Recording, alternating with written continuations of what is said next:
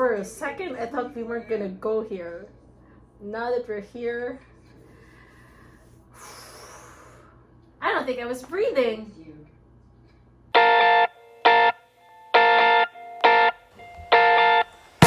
What's up, everybody? My name is Jen, and you're watching The Screening Lady. We are back here with Sandman, one of the, well, I think, the best so far. The best comic book adaptation that Netflix has ever done. I've just been completely happy with what I've been seeing so far. We are now on episode 5, halfway point, 24/7, and I know I have a lot of expectations for this episode, and I think they're just gonna crush it again. Last time, A Hope in Hell, that crushed me also, but in the very best possible way, because not only did it exceed my expectations, but it kind of brought me back. I don't know if I got triggered and brought to a certain time and place in my life, but it was a very cathartic experience for me, and it was all just really happy tears, and like, it can only get better. We are here on episode 5. Please don't forget to like and subscribe to my channel so you can watch the rest of my reactions, because we can all just gush together about what a wonderful experience to finally see Sandman on screen. So let's just get right into the reaction. Episode 5, 24/7 in 3, 2, 1. Remember, the ruby is kind of altered because John D, just did a lot of stuff with the ruby. That's probably done off screen, but yep, he just entered the diner. Look at this! Slippers, pajamas, ruffled hair. Professor Remus Lupin. Well, we won't be waiting for long. Well, then I'm gonna hurry up and get you that coffee. I love how we've kind of established how John D really wants just an honest world. Of course, thinking like a Sith Lord, right? So for this episode, it makes sense now. That's exactly what he wants.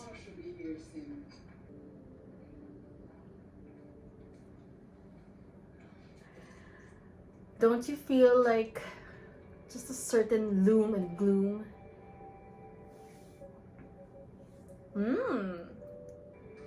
Dolling up a bit for Marsh.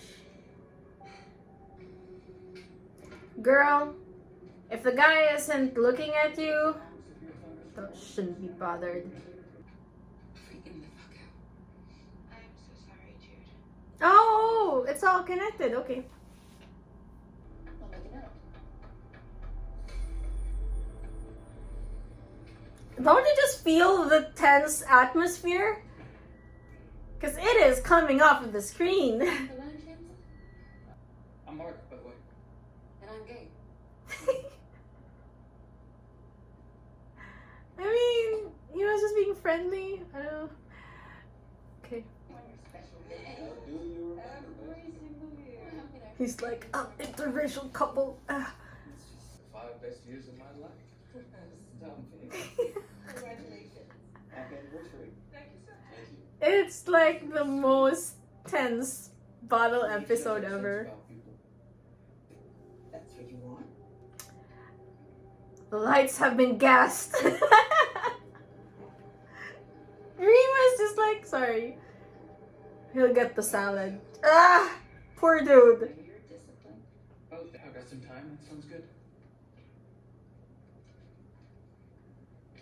Finish salad. I don't think I've been hearing any musical score until now. It's so tense. I love it. It's like some art house movie shit. So sorry, sir. It's their anniversary. If you keep them going long enough, they all end in death. Don't they? I mean, he's not wrong. Look at the angles of the POVs. Yeah. And be like it. How am I hungry? I like breakfast food all day. Thanks for asking me a question and you answer it. How's that look? You care too. Look at the angles we're gonna have. I'm gonna check out the director. I'm so sorry. It's fine. You're not eating that. Let him eat that! Would you mind? Now we're starting to hear the suspense. Bro, eat those fries. They're going through, she just doesn't want to hear from you. What? Everyone's being more honest now. I'll get you a menu.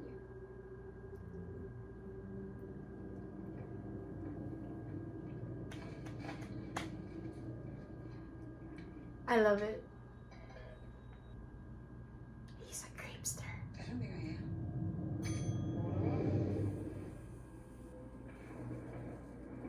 I never realized it then, but I realize it now. At like midnight, And this is a bottle episode. she hasn't answered my call. Hope she's been in my fucking cards, and then at least that would explain why she hasn't texted back. Why would she leave? There you are. Happy anniversary, you two. Hi, Beth. How are you on your special day? Yes! Let's get it! Ah! Is this right? Is that what he wanted? Yeah. And I think this might be I think it might just be cooperative calligraphy from Community.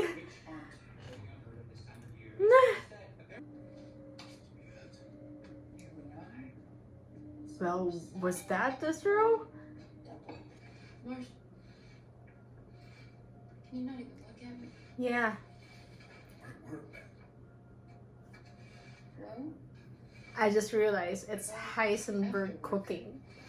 You can come over after dinner. He'll go to his room. And Girl, step on the brake somewhere.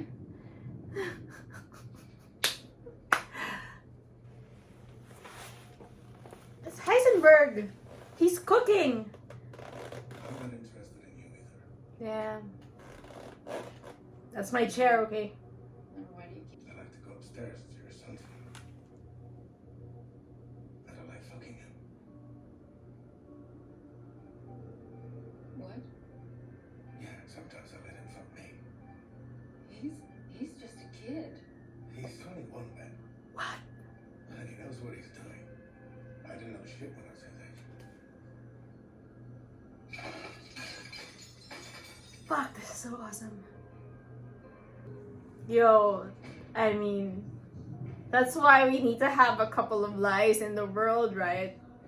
Or I don't know. What's this making me ask? Let's go, John D. Tell me about yourself. Bro, I'm still not over Marsh. 3 years ago. No, I know. Tell me about you. That was some Black Mirror shit. Do you turns out men don't actually love taking orders from women.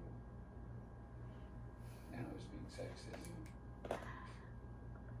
I mean, yeah, I was gonna say. Bro. Yo! Fuck!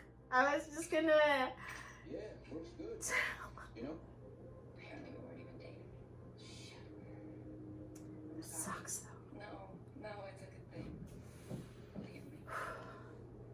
Tense. This is tense. Fuck anything. Except me.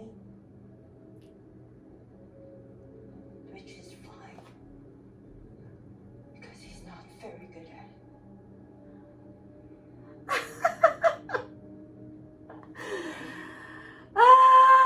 This episode. Jake doesn't like to do any of those things. Yeah, eat, drink, and fuck. What do you do? Spoken like a true And I'm with you. hedonist. I'm a good boy. Pretty bad. How bad? Bro! Sometimes you just need to get your dick sucked.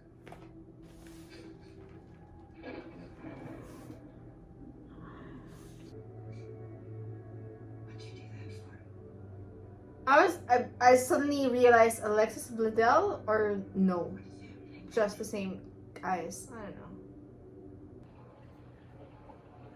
I think we're gonna have an orgy. We're gonna have an orgy. With all the wrong partners. He's gone.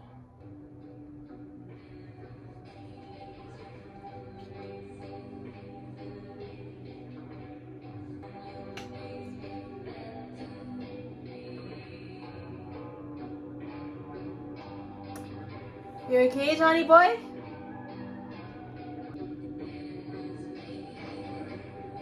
Everyone just goes primal. With the truth out, everything's primal.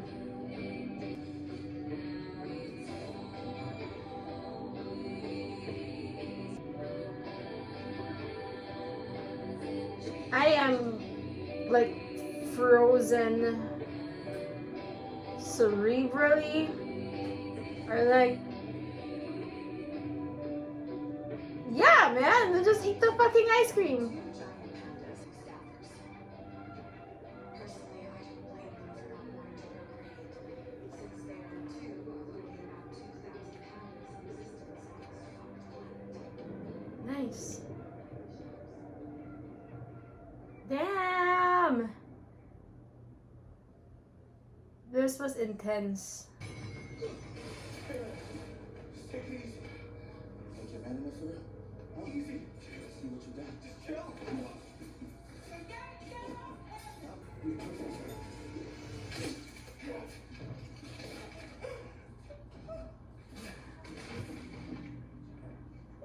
Somebody call an ambulance. We would never do anything to hurt anyone else. For a second, I thought we weren't gonna go here. Now that we're here, I don't think I was breathing. It's you. I think it's him. Biggest ass tub of ice cream I've You said ever you were gonna seen. change the world. I didn't believe you. I didn't want to kill anyone. Yes, you did. Or you wouldn't have died. In that moment, he wanted to live. Which burns away the lies we've told each other. Here we go. Here we go. And the lies we've told ourselves. Hate, pleasure, and pain.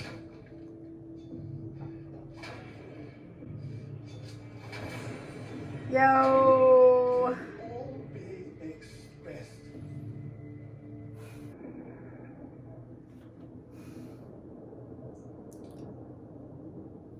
There's a lot to unpackage here, and mostly it's all the words that I wish we could be reading and reflecting on, but it's just spoken by Remus Lupin and John Dee, and it makes you think. If you're paying attention to the news as well, it was just.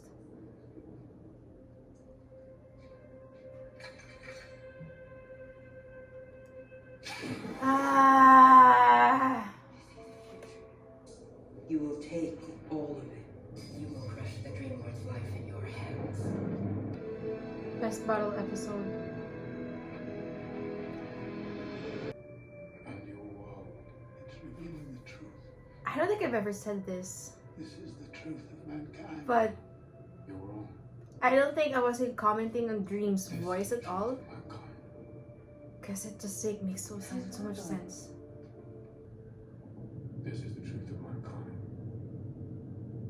The ruby is hard. Have we talked about the power of hope already? It has too much of my power within it. Hey, we're back in Burgess' house mansion. God, I hope it's not your mother.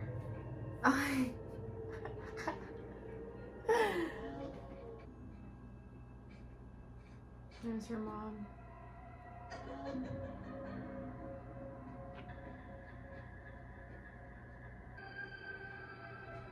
Ah, please. Welcome home. Yikes! Don't be such a baby, Johnny. Your father was right. I never should have had you.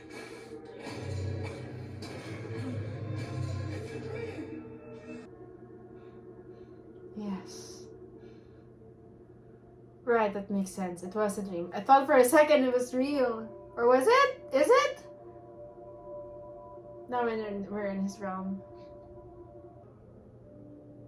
King of lies.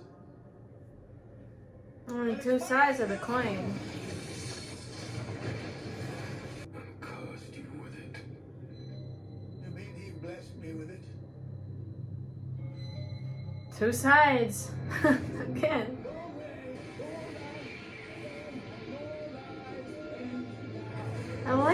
I'm hearing the sound design, the delay and like the muffled. Thank you, John. Oh, there you are! Nurse! It's back in its place. I hope they cleaned the elevator.